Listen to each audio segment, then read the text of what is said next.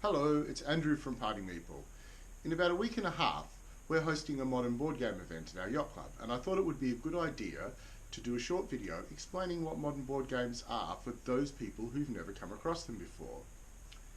As you can see, our family has a pretty good collection of board games, and most evenings we probably watch TV, but on other evenings we do this, which is like a nice change up from the box. So I thought I'd start by explaining what modern board games are by explaining what they aren't.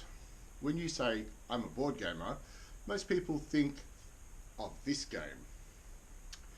And this is not a modern board game, and it's actually not a game that people in the board game hobby would enjoy. And there's three reasons for this.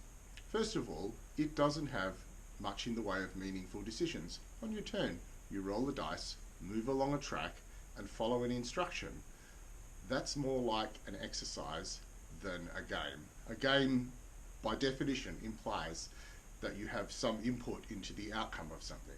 It's allowed to have some luck, but you should at least have some choice somewhere. And moving along a track and following an instruction, there's no input from you. Secondly, it has player elimination. It's possible that, 40 minutes into the game, you'll go bankrupt, and for the next 40 or minutes or an hour, you'll sit around watching other people play, or go and watch telly or something. Maybe you like watching other people play. That's okay.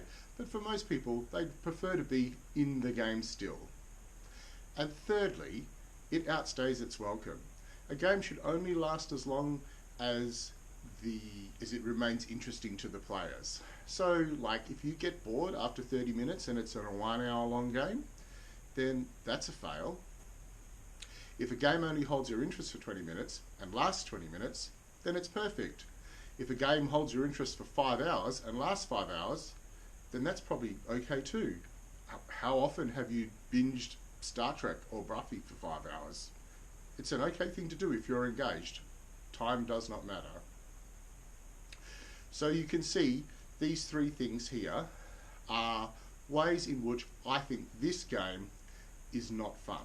And the reason why it probably only gets played once in a while, Christmas time or family gatherings, probably causes an argument or someone to have bad feelings.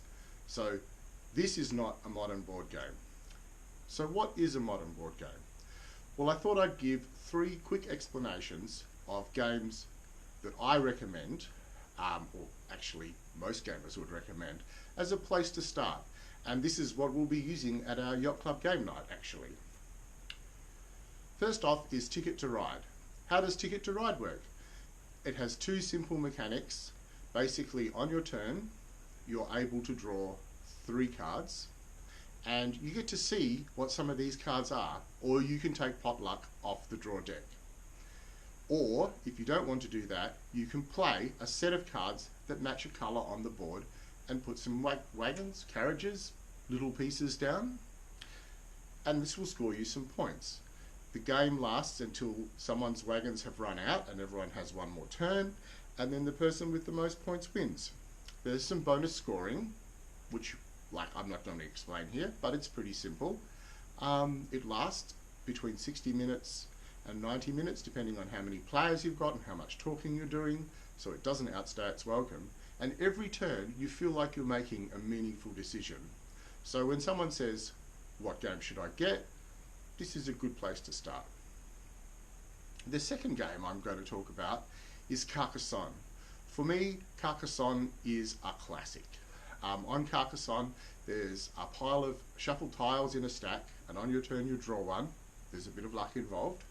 And then you work out where you can place it on the growing map that appears on the board. A bit like dominoes. Each tile will have a feature on it, like a road or a building, and you get to put a little person, a meeple, on that feature to own it. And then when that feature is completed, you'll score some points. The game lasts until all the tiles have run out. There's a final scoring, a bit like in Ticket to Ride, and most points wins. Do you see a theme here? The last game I'd like to talk about is called Azul. In Azul, you're tilers making a mosaic in a chapel or somewhere significant anyway. The turn has two phases. The first part of the phase is collecting the tiles that you're going to lay, and the second part is the phase where you put the tiles on the board. The idea is to put tiles next to each other so that they score points based on being close to other tiles. In the first phase, there are some pots around with tiles in them, and you can grab all the tiles out of one pot but keep only one colour. The rest of the tiles you've grabbed go into the middle of the table, and they can be grabbed by other players later on, one colour at a time. Once all the tiles have been gathered by the players, they will be arranged, you'll see them arranged on the player boards, and if a row on the player board is full, you get to put one of those tiles in your mosaic and score some points. At the end of the game, there's also some bonus points scoring as well, like the other two games. And like this game is wonderful because it's so tactile. The tiles just feel wonderful in your hands. So there are three examples of what I would call a modern board game, and I think most people in the board game hobby would agree with me. And to those people watching this that are coming to the Yacht Club game night, we will have all these three games and some others to teach you on the night.